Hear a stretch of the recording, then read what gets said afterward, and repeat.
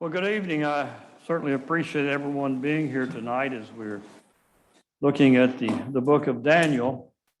It's my intent to complete the book of Daniel tonight, well, not complete the book of Daniel, this be my last lesson in the book of Daniel. There's lots in the book of Daniel that's available for further study, and we're going to be covering the 11th and 12th chapters tonight.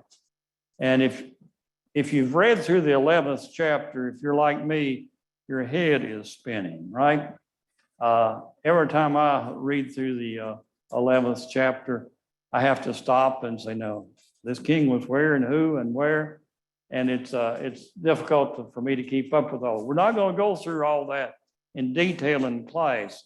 On the 11th chapter, it's one of those chapters that liberal theologians, people that do not believe in the inspiration of the scriptures, want to say that the 10th through the end of the book of Daniel was written sometime shortly before Christ came, after all those historical events actually occurred. What is phenomenal about the last half, particularly the last half of the book of Daniel, and especially about the 11th chapter, is Daniel is writing a little over 500 years before Christ comes. He's going to start with events that are contemporary to him. He's going to end up with events that are 500 years in the future when Christ comes. And you can go back, you can find a good history book, and you can find that the events in the history book, you can identify events there that parallel what Daniel's talking about. And he talks about the Persian rulers, he talks about the Greek rulers, he talks about the Roman rulers, and finally he talks about the Jews and their rebellions and their problems. All of that's contained in the 11th chapter of the book of Daniel. Right up until, I hope to spend some time tonight. It's really good that Dempsey has been in the 24th chapter of Matthew, because I believe the last part of the book of Daniel is a perfect parallel with the 24th chapter of Matthew, that Daniel is foreseeing the things that Jesus is going to tell us about. And that's why Jesus goes back and quotes from Daniel and calls Daniel to our attention in the 24th chapter of Matthew. And so with that kind of is my goal tonight. I do want to just mention we looked at the 9th chapter. The 9th chapter was Daniel's prayer, and it occurred at the time that the regime change, or that the Persians came to power, and he recognized that Isaiah had prophesied it was going to be 7, they've been in captivity 70 years. And so Daniel prays for that. And he gets this extremely, to me, disappointing answer. When he gets to the end of it, he's thinking 70 years, and he gets this 70 times 7. It's going to be a long time, Daniel, before the restoration. And so he begins to point Daniel past coming back to Jerusalem and seeing the immediate glory of the temple when they come back to Jerusalem, but to something that's in the future, which is, we know, looking back, he's pointing to the day that Jesus comes to the temple, and the glory of God is in the temple then, and all that results from Jesus coming to earth and coming to the temple. That's really the true glory that God is going to bring to the temple, and his true temple. And so he points Daniel that 70 times 7, which is way to the future. And Daniel's somewhat disappointed with that. Well, about 2 years later, we come to the 10th chapter in Daniel's life. And the children of Israel have started back to Jerusalem. But if you remember reading Haggai and some of those prophets, it wasn't anything at all like when they came out of Egypt. Whenever they came out of Egypt, they had this massive, miraculous victory over the Egyptian army, and they went out in the desert, and God sustained them, and it was a glorious beginning. He gave them law, spoke to them from the mountain. They go back to Jerusalem, and it's a very humble beginning. And remember, the Jerusalem walls are still broken down. Well, Daniel knows about the state of Jerusalem. And I think that probably contributes to what we read in the 10th chapter. He had been fasting and mourning for 3 entire weeks. The time frame when he'd been fasting and mourning was in the first month. Well, in the first month is when the Passover occurs. And so he would have been reminded of them coming out of Egypt and the glory of that and knowing what is going on. And so Daniel had been mourning and fasting, says, God, things are not going well. And I think that's the context of then now God brings him this revelation to let him know the things that are going to happen. And so chapter 10 is basically, as we looked at last week, this majestic one comes to talk with Daniel and tell him there are forces that are in contention that are beyond his comprehension, and that God's forces are going to accomplish God's purpose, is basically what he is told. In chapter 10, he said at the end of in verse 21 of chapter 10, I will tell you what is inscribed in the writing of truth, yet there is no one who stands firmly with me against these forces, except Michael, your prince. In the first year of Darius the Mede, I rose to be an encouragement and protection for him. This majestic one is telling Daniel that God has ones that are going to accomplish his purpose. And I like that idea that what I will tell you is inscribed in the writing of truth. This majestic one is going to tell Daniel something that's going to be related to the future, but it is already inscribed. That means that God knows it's going to happen and God's going to make it happen. And so the detail we see in chapter 11, which to Daniel was future events, to us is history, but to Daniel it was the same as history because it was inscribed in truth. And I just wanted to mention those things as we begin our look at the book of Daniel. And the first part of the book of Daniel, the 11th chapter, basically it deals with 3 major groups of people. It first deals with the Persians, and those are the ones that Daniel was serving under. He was under Darius the Mede, who was a Mede, but the Medes were subservient to the Persian Empire. Excuse me. And then he's going to deal with the Greek. Alexander the Great comes in, and some of the things that are accomplished through Alexander the Great and his successors. And then we're going to see that the Judah, and particularly Jerusalem, under Alexander's followers, his successor, really not Alexander himself, but his successors is exposed to turmoil the entire time because, we're going to see part of this because they are still in sin, they have not reformed themselves. And so Daniel's going to get to see in the future that all this turmoil is going to continue on for many years in the future.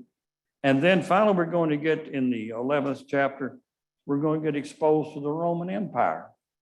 And end up with the destruction that the Roman Empire is going to bring upon Jerusalem because of the continued sin of the people. And so what God is explaining to Daniel is the people are not going to repent. They're going to get worse and worse, and God is going to finally going to destroy the Jewish nation. Now, the great hope in the book of Daniel, there's going to be a remnant. There are going to be a people who are going to come out and survive that, and those are going to be the glorious people. And so that's kind of what I see in the rest of chapter 11 and chapter 12. So I'm going to try to pick out a few events of this chapter just to let you see how accurate are some of the things that Daniel is told here by this one. If you want to study this in detail, there are 2 books And there's that has pretty good detail on this. It takes the history and relates it to the book of Daniel. Young has a commentary on the book of Daniel that he does a pretty good job of taking this chapter and relating it to events of history that would match. And there's a book called Between the Testaments, which analyzes the history of the period between the Testaments, and it takes and makes some comparisons with Daniel and the events of history. And so if you want to delve into that in more detail and try to explain many things that I cannot, those will be sources. There are many things in this that are the detail that nobody can explain to your satisfaction or my satisfaction. Just understand that there are many things in this. As far as the Persian empires dealt with, verse 2 of this, he talks about, I'll just read that. Now, I tell you the truth, behold, 3 more kings are going to arise in Persia. Then a fourth will gain more riches than all of them. And as soon as he becomes strong with his riches, he will rouse the whole empire against the realm of Greece. This, I think, is significant for us, because if you remember on a map, and I don't have a map up here, but the Greeks are way over close to Italy in the Mediterranean Sea. The Persians are way over close to India, far to the east. I'm doing it backwards for y'all. The Persians would be way over toward India, and the Greeks would be way over in the Mediterranean Sea. The Persian Empire continually kept pushing to the west until they came up and they conquered much of the Asia Minor. We know as Asia Minor now, and they came right up to the Greek cities and the Greek city-states in Asia Minor. Well, that stirred up Alexander the Great's father, Philip of Macedonia, and he, for the first time, got all the Greek states together to oppose as a unit. The Greek states were all independents, but he got them all to work together to oppose the Persians and to stop their rule. And when he died, his son Alexander the Great came to power. In a matter of 10 years, he had pushed all the way through Persia and was up against India with his conquering. And that's kind of what I think is the idea that's going on here in chapter verse 2 there. He will rouse a whole empire against the realm of Greece. Ahasuerus, or the Xerxes of the book of Esther, is thought to be this king of Persia, that he became enamored with himself and his power, and he kept pushing toward the west to conquer Macedonia and the Greek Empire. So he aroused them, he stirred them up, and only created a problem for himself as he aroused the Greeks. And they were better fighters, better organized, and many battles, the Greeks were outnumbered 4-1, but they conquered the Persians and drove the Persians back. And so I think that's it in this verse 2. The next phase of the history that he's going to deal with in verse 3, a mighty king will arise and he will rule with great authority and do as he pleases. It's easy to identify that with Alexander the Great. He's the one who began his march there in Macedonia and ended up all the way to India. He conquered everything in his path, and he set up the Greek.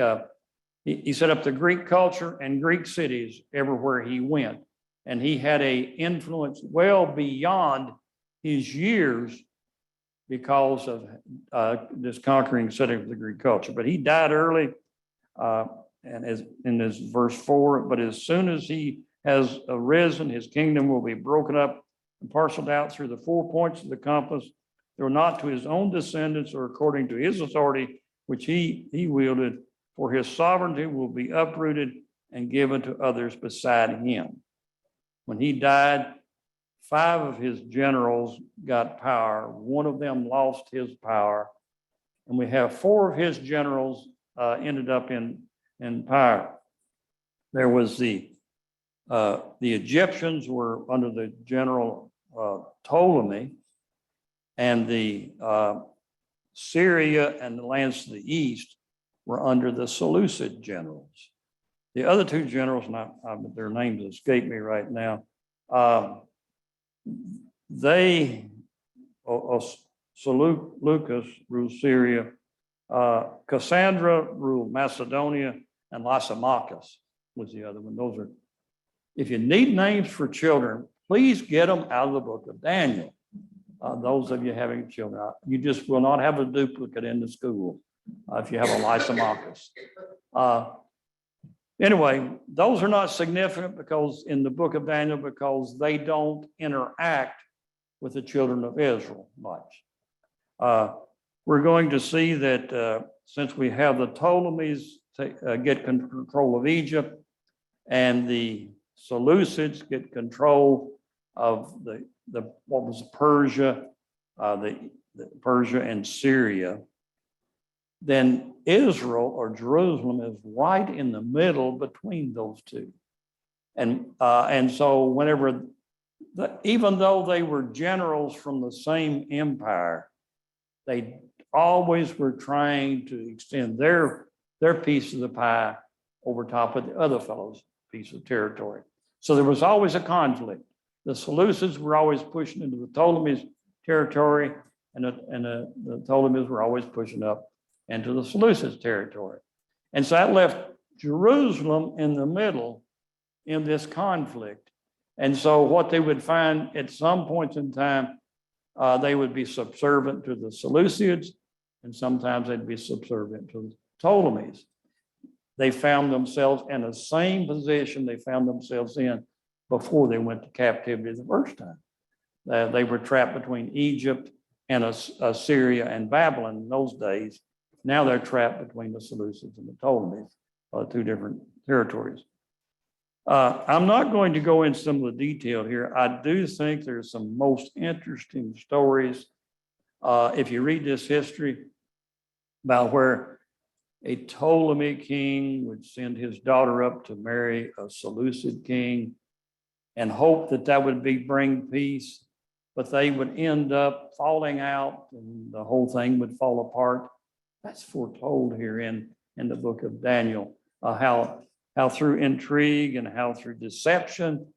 I wish I could remember the verse right now. He talks about two kings sitting down at the same table and making a proposal of peace, but it will not work because they're lying to each other. I thought that sounds like leaders of countries today going to have a peace talk.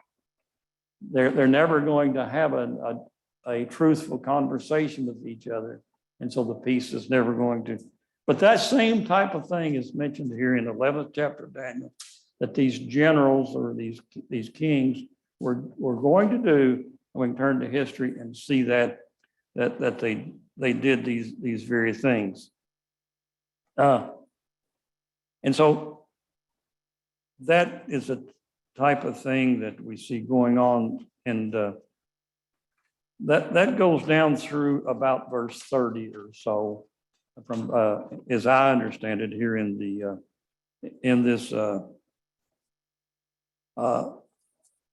this reading, and around verses 29 through 36, we have here we have the Romans introduced for the first time, I think, here in verse 30.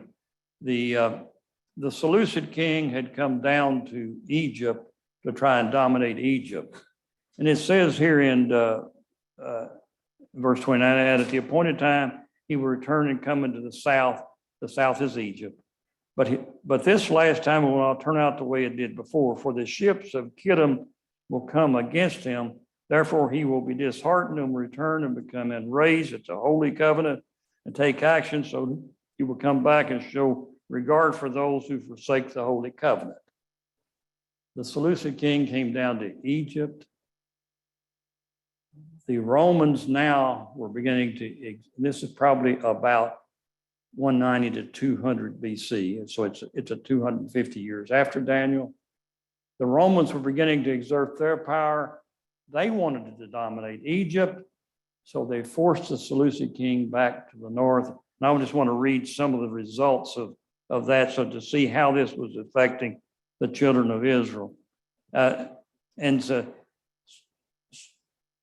it says, for the ships of Kittim will come against him, therefore he will be disheartened and will return and become enraged at the Holy Covenant, will take action, so that he will come back and will show regard for those who forsake the Holy Covenant. Forces from him will arise, desecrate the sanctuary fortress, and do away with the regular sacrifice, and they will set up the abomination of desolation. By smooth words he will turn to godlessness. Those who act wickedly toward the covenant, but the people who know their God will display strength and take action. Those who have insight among the people will give understanding to the many, yet they will fall by the sword and by flame and by captivity and plunder for many days. Now, when they fall, they will be granted a little help, and many will join in with them in hypocrisy. And some of those who have insight will fall in order to refine, purge, and make them pure until the end time, because it is still to come at the appointed time. Now, there's several things I just want to take note of in this section here. So the Seleucid king comes back up, and this is Antiochus, comes back up, and he is furious because he's been driven out of Egypt. And so he comes back up to the Jerusalem, and talks about he desecrates the sanctuary of the fortress, does away with regular sacrifice, and sets up the abomination of desolation. We've read that term before in the book of Daniel, right?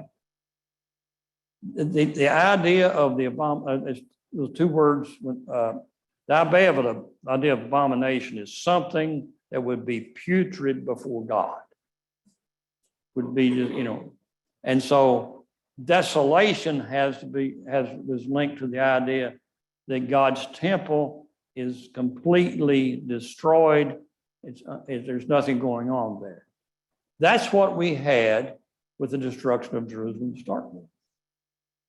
And that's what Daniel kept praying about, because of the desolation was in Jerusalem. Here, Daniel is told that they're going to go back to Jerusalem in this vision. They're going to have some of the people, the temple is going to be desecrated again. The abomination or something putrid is going to go on in that temple. And I think verse 32 is key to that. By smooth words, he will turn to godlessness those who act wickedly through the covenant. But the people who know their God will display strength and take action. Those who act through the covenant are children of Israel. The Jews have gone back. And so we have the Jews acting in two groups now. And I think it's significant for us to see here. But this Seleucid leader, with smooth words and deception, he will turn to godlessness those who are of the covenant. What occurred, some of the Jews became so enamored with the philosophy and the culture of the Greeks that they became endorsers of the Greek culture. And so when these conflicts would come, they would join forces with the Greeks and try to get the people to convert to the Greek lifestyle rather than to live the holy lifestyle of God. And so what we have in this verse, then we have some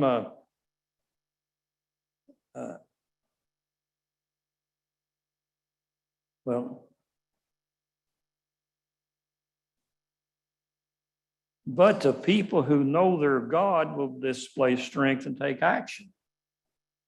Some of the people who are devoted to the covenant, that's people like Daniel in his day. And people, if we read through all the judges and the books of the kings, when a person got stirred up by his faith in God and saw the corruption going on around, they rose up and they took action. There are going to be people who rise up and take action. This probably has reference to the period of the Maccabees and the revolts that the Maccabees brought against the Greeks and against the Jews that were being partners with the Greeks in trying to take control. Well, this time, the high priesthood had become a political football. The Greeks would appoint the person to be high priest who could raise the most tax money for them. And so it became a political football. And in order for you as a high priest to be in a position, you would have had to adopt an alliance with Greek philosophy, with Greek living, and adopted that was acceptable so you can make some money out of it. This seems to be the rise of the Sadducees that we see in the New Testament. You see, the Sadducees don't have a deep faith in the scriptures. They don't have a deep faith in the resurrection, right? They don't have a deep faith in many things. They begin to more think like the Greek philosophers. So this is probably what gave rise to the Sadducees, is those were and that's why the priesthood, when we get to the New Testament, it seems to be in the hands of the Sadducees because they're playing politics, first with the Greeks and next with the Romans. And this is also probably what gave rise to the Pharisees. He's talking about those who have knowledge, who have understanding, and who have insight. They will oppose that. Well, the Maccabean Revolt starts with a group of priests who are not aligned with the Sadducees priests, and they're for strict teaching of the law. When we get to the New Testament, who was strict about the law? The Pharisees were. So this seems to be their origin of these two groups, is in this association with the Greeks. And so they will rise and take action. And you can read the book of the several books of the Maccabees. You can read those and see the wars that went on and some of these alliances that were made with the Greek rulers. And we'll see it's very parallel to what is being recorded for us here. Daniel's recording it 250 years before it happens. And now he's, we can see the Maccabean writers, the history of the Maccabees records this. And so these people have insight, and we see it's not going to be, to me, it's interesting to deal with two or three things here in verse 33. Those who have insight will give understanding to the many. They're going to try and teach the many. The Pharisees became the teachers of the law, yet they will fall by the sword and by flame, by captivity, and by plunder for many days. It's not going to be good for them when they stand up for the word. And when they fall, they will be granted a little help, and many will join them in hypocrisy. Well, when it looks like the cause is down, they're going to rise up. They're going to have some help. They're going to expel the Greeks for a period of time. But there are going to be some people hypocritically take a part in that, and they will be, and some of those who have insight will fall in order to refine, purge, and make them pure until the end time, because it is still to come at the appointed time. I think that's a very important verse for us there. We've got all of this. We've got this corruption of the priesthood. We've got some people that are trying to be holy. We've got the Greeks trying to take over here. And so we've got something that it looks like it's going, many of them are getting killed, look like it's going to collapse. But what does he tell us? It's going to survive to the end time. Now, again, I think in the context, it's this end that Daniel sees everything going toward. That's to the destruction of the Jerusalem. So we're going to have a group survive who are a faithful remnant that will be here when the Christ comes. They will not be destroyed. And I think that's, and this is going on to purge and make them pure until the end time. So there will be some pure people that are purged out of this. There'll be some pure people left. Will be here when Christ comes, as we're approaching the final destruction of Jerusalem. Well, some thoughts here, but I do think that's kind of what we got going on here, Eddie. I think you're right. I think this 29 through 35 is a very significant part of this chapter because the wars that were described before, God's people were still allowed to worship at the temple. They were allowed to offer the sacrifices. But this event changed it. Okay. This event, the temple was not burned down to the ground, but it was desecrated. And the sacrifices were ended. And so this was a very significant event that Daniel was seeing that would come in the future. But this happened, how that a few, a remnant, would stand up for what is right, and even those that stood up for what is right were going to face opposition, not only from the Greeks, but also from their own people. Right. Okay. But like you're right, at the very end, he says, yet they will be able to continue until the time. Okay, and so this is really significant, I think, to Daniel, because Daniel has had that back in chapter 9. He had that, it ended with 70 times 7, and that term, again, the abomination will come one who makes desolate. Now, that one in Daniel 9 is not this one. It's going to be the one that is in Matthew 24. It talks about when the Romans destroy the temple. That's going to be the abomination that makes desolate there. And so now we've got a halfway there. I'm going to say in rough terms from them going back to Jerusalem. Halfway there, we've got this same cycle again.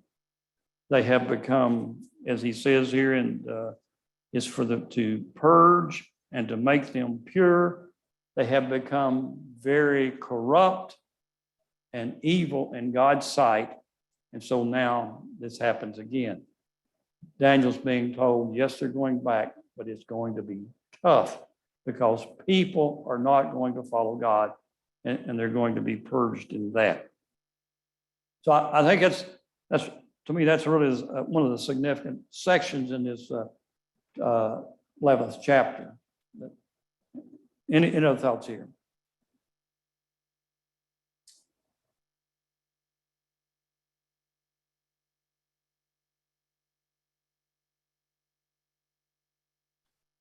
Okay, pick up in verse 36. I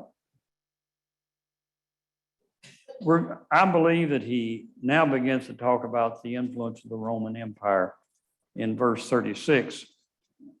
In this, and I just want to look at a few things that he talks about the Roman Empire.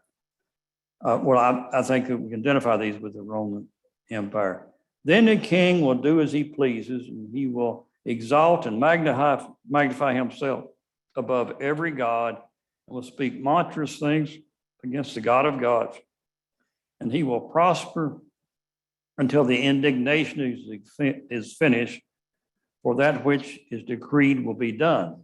There again, that which is decreed will be done. God is saying what's going to happen.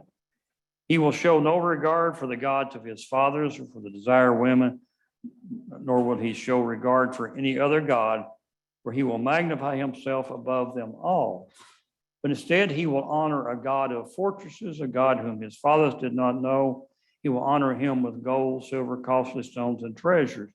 He will take action against the strongest of forces, and with help of a foreign God, he will give great honor to those who acknowledge him and will cause them to rule over the many and will parcel out land for a price. This seems to be a picture of the way the Roman Empire under the Caesars began to operate. We know that when the Caesars came to power, they allowed themselves to be identified with the gods. And they took on the concept of Caesar was God. And that's why we see many times we see in the New Testament where there's conflict because the Christians won't worship the Caesars, won't pay homage to them as God. Well, the Caesars were apparently I know that some of the Persian and the other rulers, they had a big ego, but it does not seem like they identified themselves as God like the Caesars did, if accepted worship as God. And so that seems to be the idea that have in verse 30. So he will show no regard for the gods, his father, or the desire of women, or show regard for any other God, for he will magnify himself above them all. Some things I think that suggest that, he won't, the gods that they'd worshipped idols before, he'll see himself as equal or above them, is the idea. It talks about he will do as he pleases and magnify himself. The Roman Empire was so forceful and so strong that whenever they came, they trampled, they destroyed, they controlled, and they took over. They ruled with an iron fist whenever they came in. But instead, he will honor a God of fortresses, a God whom his fathers did not know. He will honor him with gold, silver, and stones. I think that's the idea of building fortresses, being a strong controller of people. The Romans will operate that way. In verse 39, he will take action against the strongest of fortresses and will help with the help of a foreign God. He will give honor to those who acknowledge him and cause him to rule over the many, will parcel out land for a price. The strongest of fortresses, Rome would build siege walls, they would tear down the cities, and there was nothing that would stop the Roman army. A few years ago, we were able to take a trip, and we went to Jerash, which is in Jordan. And there they have a group of people who reenact the military maneuvers of the Roman army. And it was very interesting to see some of their maneuvers and how, if you were fighting a hand-to-hand combat, in which much of the combat was in that day, with their shields and their spears and their helmets and everything, how the Roman army would have been almost invincible as they formed their different maneuvers. They showed us how they could bring them all together and form a wedge movement and various things, and how against other people, the Roman army was just almost unconquerable because of their military strategy and tactics. Well, that seems to be the idea here. This is going to be a group that has an army that's unstoppable like that. And he'll act against the strongest of forces. And then it talks about he will parcel out land for a price. We do know that the Romans appointed subservient kings based upon them collecting taxes and sending the taxes to Rome. Herod was a king because he was in alliance with the Caesars, and he taxed the people. And so they had subservient. He parceled out the land, and they served at the benefit of the Caesars.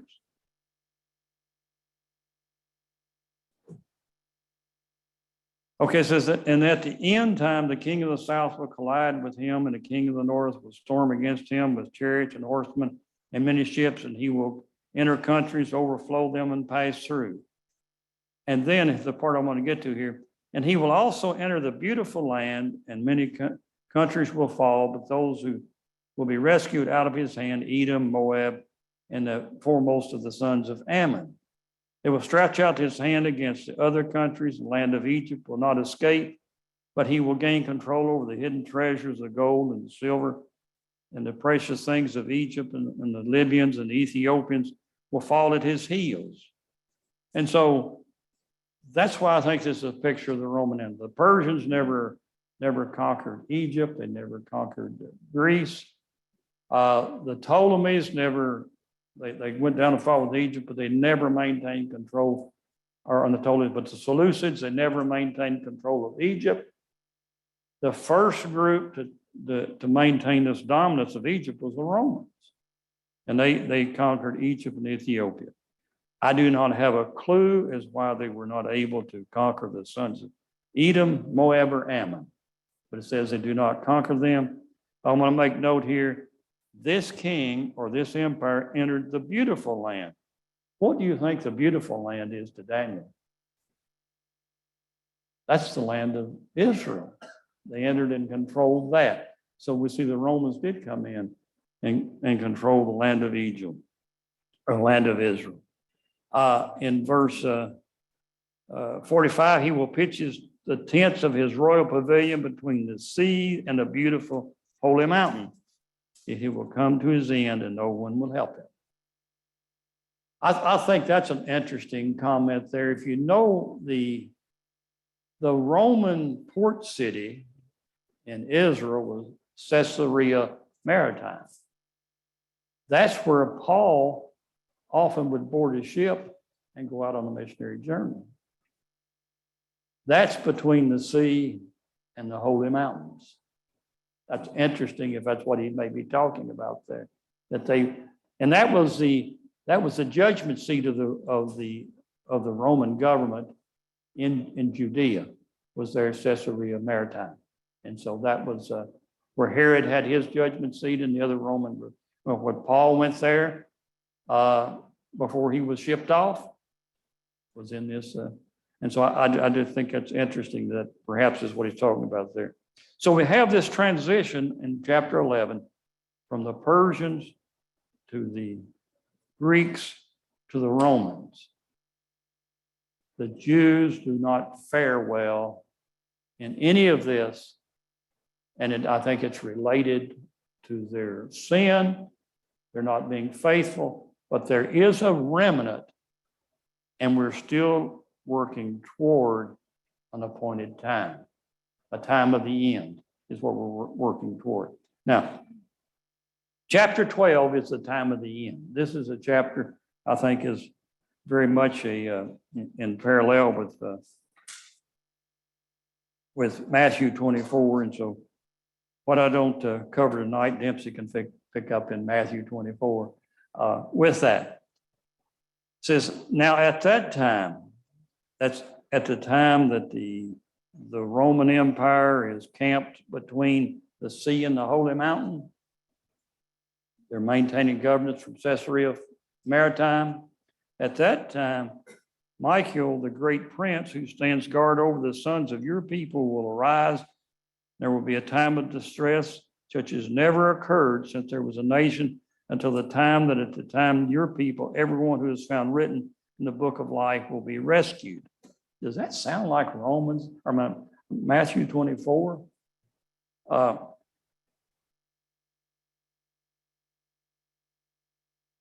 let's in verse 20.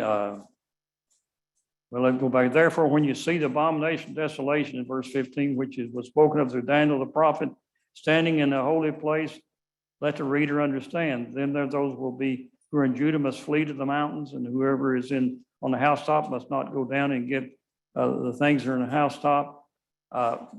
And so in verse 24, then there will be a great tribulation such as not occurred since the beginning of the world until now or ever will. Unless those days had been shortened or cut short, no life would have been saved. But for the sake of the elect, those days will be cut short. So Daniel is being told here that there's going to come a time when there's going to be a tribulation that's going to occur that is unlike any that has occurred before. The same thing that Jesus says in Matthew 24. In verse 2, he says, many of those that sleep in the dust of the ground will awake, these to everlasting life, but the others to disgrace and everlasting contempt. Those who have insight will shine brightly like the brightness of the expanse of heaven, and those who lead the many to righteousness like the stars forever and ever. So he says there's going to come a time of great distress, the same thing that Jesus talks about. And he talks about really three groups of people. Two of them are very closely related. He talks about those who have insight will shine. Well, I'm going to go back first. Those who are asleep in the dust of the ground will awake, these to everlasting life, but the others to disgrace and everlasting contempt. We've got two people that are said to be asleep in the ground and are going to awake. And that many times that makes us want to jump to the very end of time and the final resurrection. But I think what Daniel is being told here by this Holy One that's come to him, there's going to be a resurrection of God's cause. His purpose is going to be resurrected at that point. And there's some people that are going to resurrected are going to see that they are glorious, and others are going to show how contemptible they were. And if you think back to the people who were living in the day when we talked about the earlier, when the Greeks were trying to get the Greek influence to take over, we had a group of people who, of the Sadducean outlook, who were opposing those of the strict law outlook. And so many of the righteous outlook died, and many of the unrighteous outlook, ungodly outlook, they survived and got control. What's going to happen here is we're going to see that it's flipped. The ones that are going to be honored or given honor are the ones who remain faithful to God. And I think that's the point here. This is much like, it's a resurrection of a spirit or resurrection of a purpose or a cause. The cause of God is going to be resurrected. And I liken this very much to Ezekiel 37. One of my favorite pictures of the Old Testament, I think most of us, is this valley of dry bones. And we come out and Ezekiel sees, and he thinks the nation of Israel is done. And he sees this valley of dry bones. And he's asked the question by the one speaking to him, can these bones live?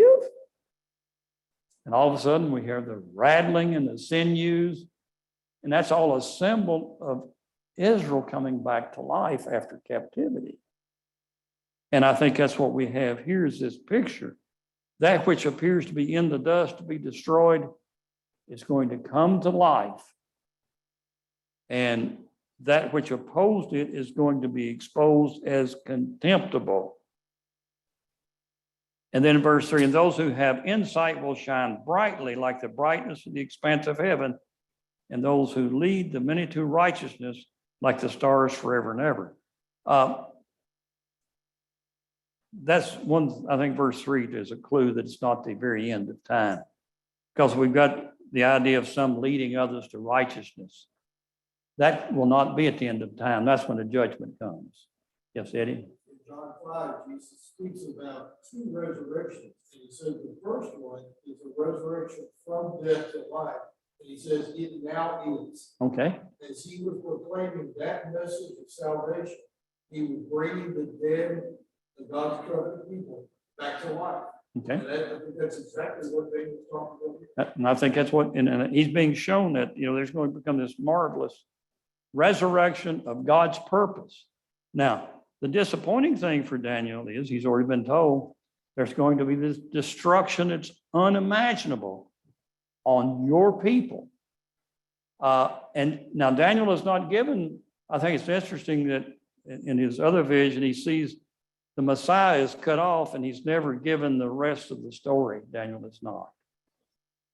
He's only given a glimpse of the rest of the story here, that there will be a resurrection of God's purpose, and there will be those who are prospering, teaching that resurrection. I think that's pointing to the apostles and the prophets in the New Testament, that they would be prospering in teaching that. And so, but as few, Daniel, conceal these words and seal up the book until the end of time, many will go back and forth and knowledge will increase. So it's talk about the end of time, I think the end time. Seal these things.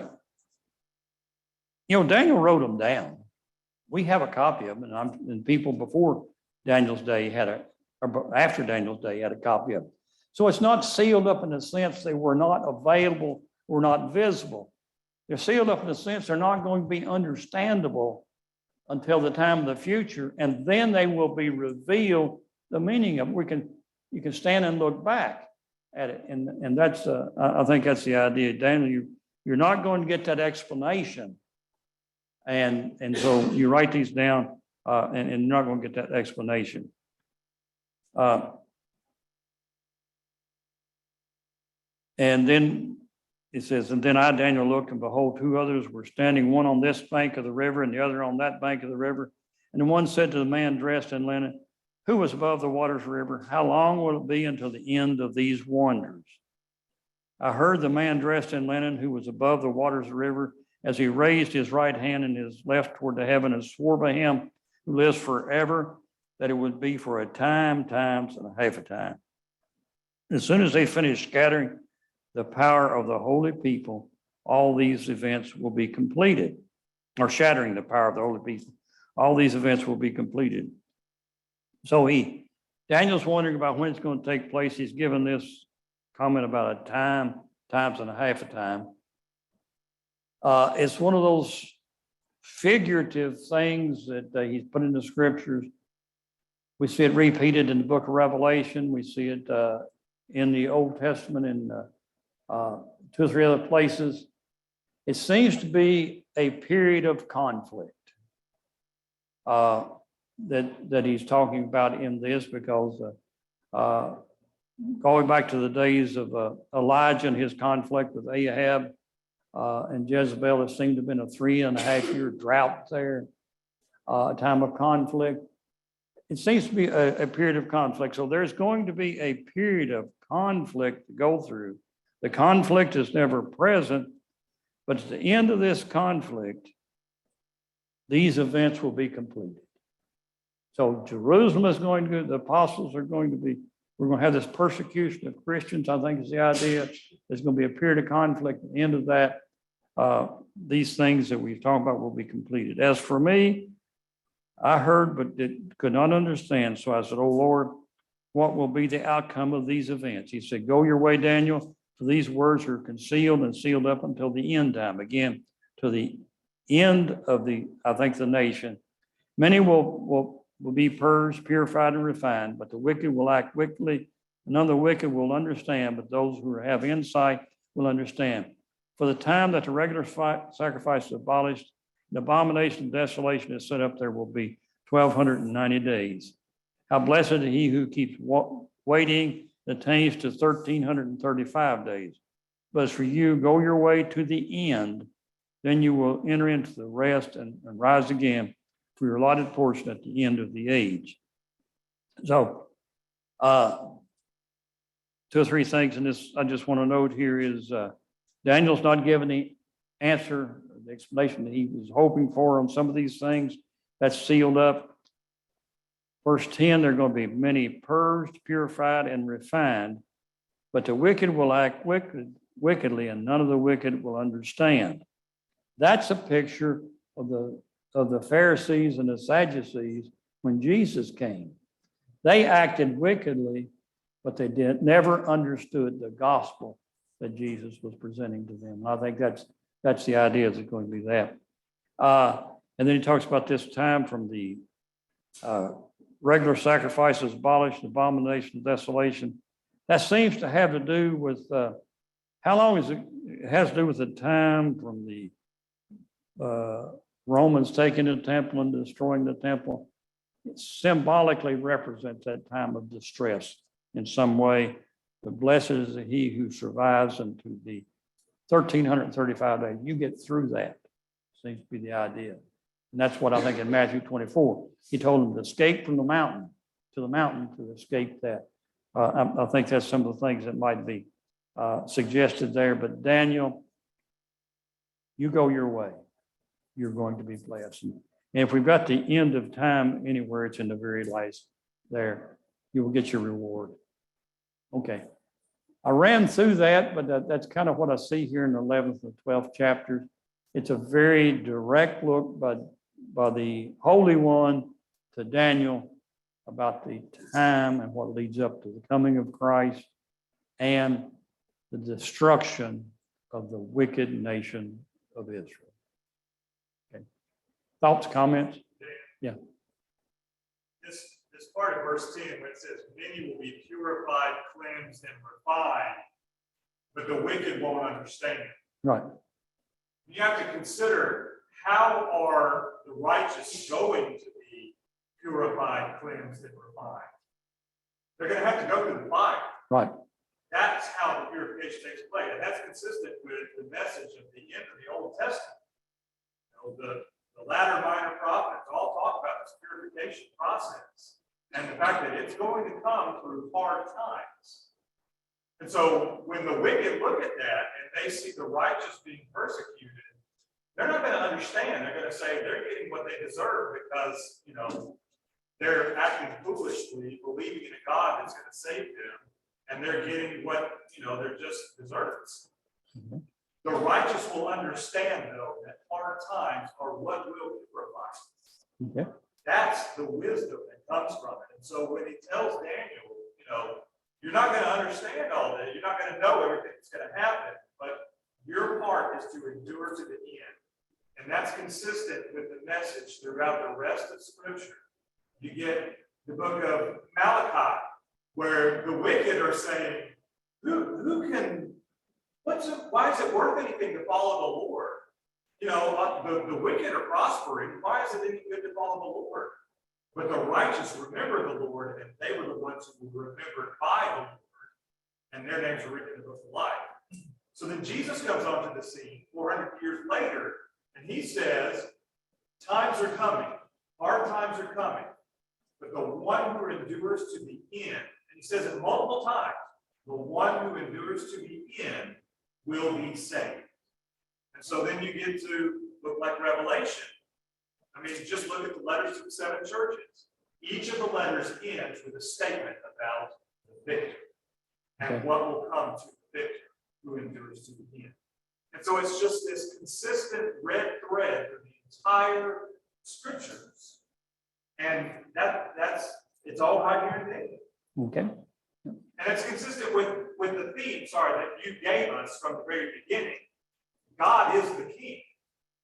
No matter what all these other kingdoms do, no matter what persecutions may arise, what happens in history, God is the king.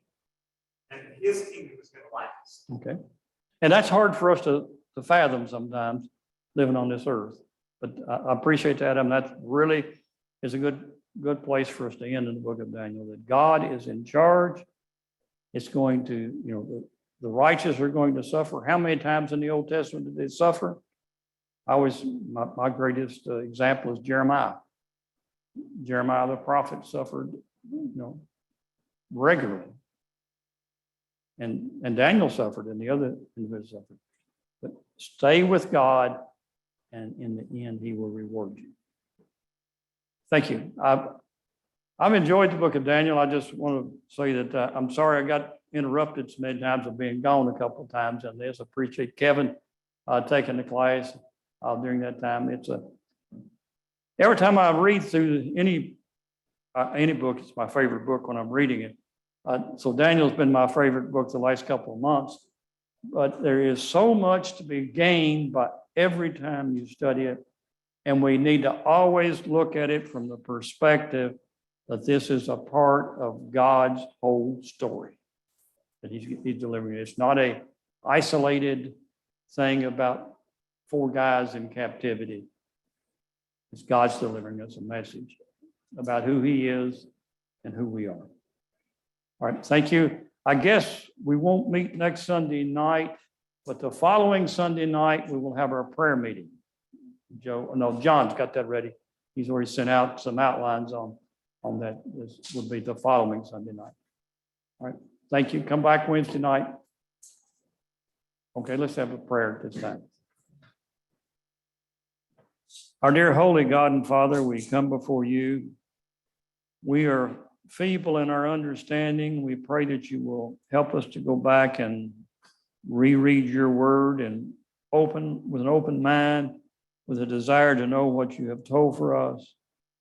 We especially want to ask you to help us to have our complete faith and trust in you, knowing that no matter what happens, you are God and you are our King, and you will reward us in the end.